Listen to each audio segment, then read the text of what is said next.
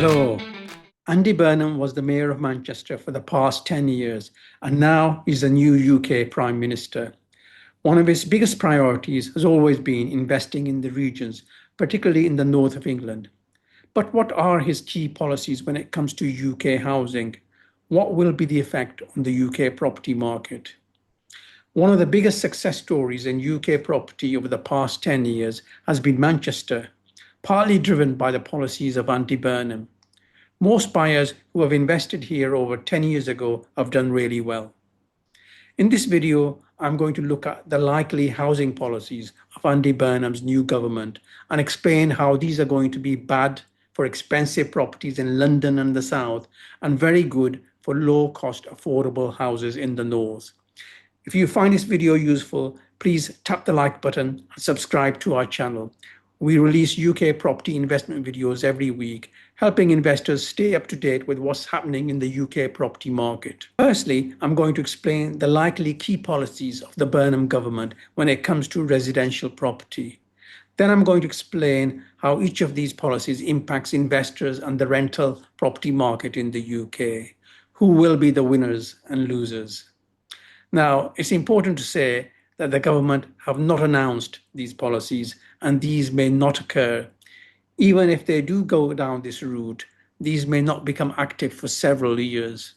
I'm going to talk about what could happen in the future and what you can do now to benefit from such changes. Let's look at the top 5 possible changes in the future. Number 1, abolition of stamp duty. 2, abolition of council tax. 3, a new land or property tax that effectively replaces council tax. 4, ruling out of rent controls. These were rumoured by the government but have been ruled out. 5, a focus on higher property standards, EPC ratings and landlord responsibilities. Some of this has already been announced and is part of the Renters' Rights Act. First, let's talk about stamp duty, which is a one-off tax paid by the buyer at property purchase. There are various types of stamp duty, including standard stamp duty, which applies to properties over £125,000, additional stamp duty of 5% for those who already own a property, and 2% extra non-resident stamp duty for overseas buyers. Stamp duty is a barrier to property transactions. If it were abolished, it will radically change the property market. There will be a lot more transactions and there would be a property boom. High-end properties, for example, in London and the south, which are stuck, would be easier to sell. Low-cost houses, which are already selling well, will increase in price. Overall, such a change would benefit all residential properties. So the key takeaway is that if stamp duty is abolished in the future, property prices will rise. Secondly, let's talk about the abolition of council tax, which is paid by the occupier of the property. Now, council tax is proportionally higher on low-cost houses. For example, a large 3-bed house in the north, which costs £100,000, will have a council tax of around £1,000. That's 1% per year. Whereas the same house in the south would cost 5 times more, £500,000, but only have a tax of around £1,500, around 0.3% per year. And a property of 10 million will have a council tax of around £3,000 or about 0.03%.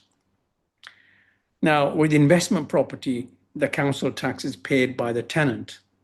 So the effect on the smaller, low-cost houses is proportionally bigger, meaning the tenant has over £1,000 of extra income, which means they can afford to pay a higher rent. So from the investor's point of view, the net effect of this change will be that rents on low-cost houses will rise more than on more expensive houses once council tax is abolished.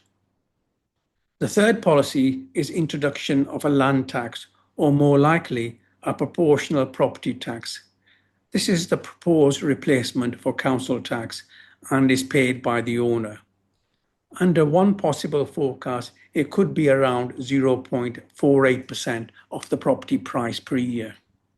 Thus, for a £100,000 house, it will only be around £480 per year.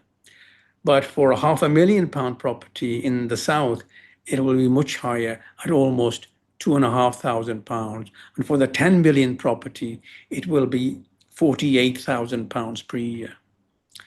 Now, combine that with the removal of council tax. You can see that affordable homes in the north actually come out ahead. The tenant saves more in council tax than the owner pays in property tax. Expensive homes are the opposite, and the new tax becomes substantially more expensive than the old council tax. The overall effect would be to narrow the gap between expensive property in the south and affordable housing in the north. Essentially, prices on low-cost houses will rise. The fourth policy is the ruling out of rent controls. Now, these were talked about in the past and rumoured as an option to limit rent increases. But the new government have ruled out rent controls because they've been tried elsewhere and they don't work. They simply distort the rental market and result in shortages of available rental property. This has also been recently confirmed by Angela Rayner, the Housing Secretary. This is good news for investors and means that rents can rise in line with the market. It essentially means that the savings made by tenants in not paying council taxes will pass on to owners who have to pay the property tax. Finally, there is a policy which has already started with the Renters' Rights Act of more landlord responsibilities and compliance, and also future increases in housing standards and EPC ratings. These landlord liabilities is the biggest worry for investors, but you can see later in this video how this issue can be completely solved by the investor becoming a 100% passive owner. Now, overall, these policy changes, if enacted in the next few years, will transform the UK property market. The biggest benefit is for low-cost affordable houses, which are predominantly in the north. So what should you do as a rental property owner or potential investor right now?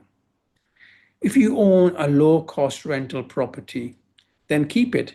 It's going to increase in value, and the increase in rental income will cover the relatively low land tax. Overall, your investment return is likely to be protected and may increase.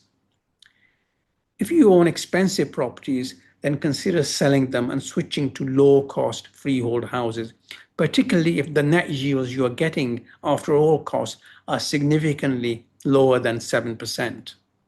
What do you do if you're considering property investment? Now, there are many who have savings or shares but are looking for secure long-term investment that gives steady income and long-term growth.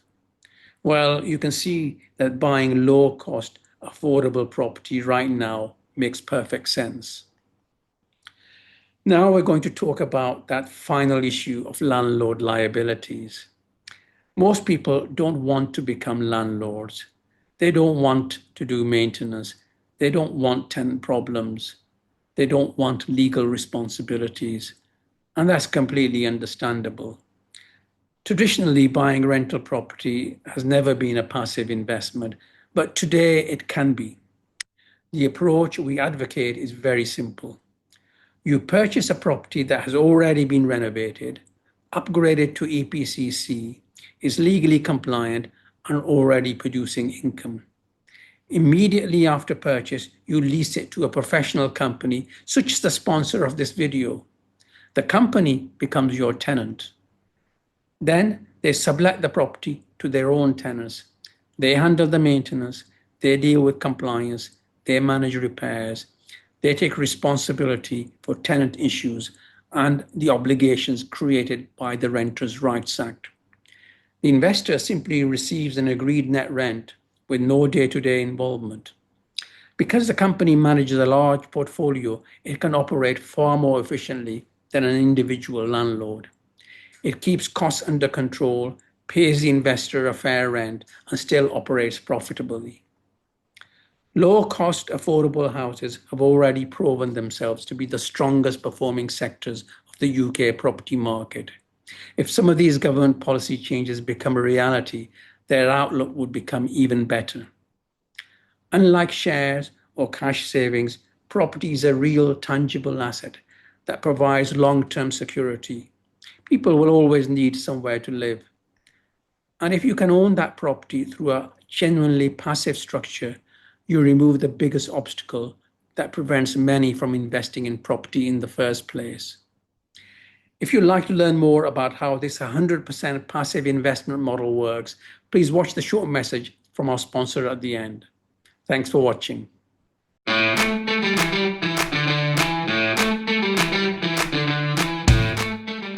If you want to invest in property and get 7% net rent, long-term capital growth, no costs or liabilities ever, do nothing yourself and be living anywhere in the world, then consider Find UK Property.